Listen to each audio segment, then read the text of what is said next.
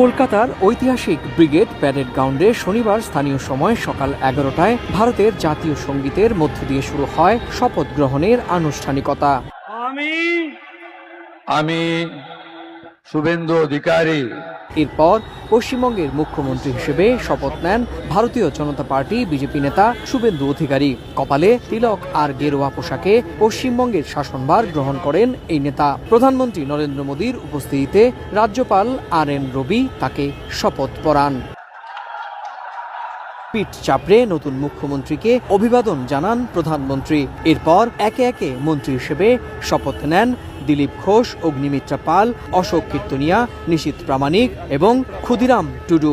শপথ মঞ্চে ছিলেন বিজেপির সর্বভারতীয় সভাপতি নীতিন নবীন, কেন্দ্রীয় স্বরাষ্ট্রমন্ত্রী অমিত শাহ এবং প্রতিরক্ষা মন্ত্রী রাজনাথ সিং সহ বিজেপির শীর্ষ নেতারা।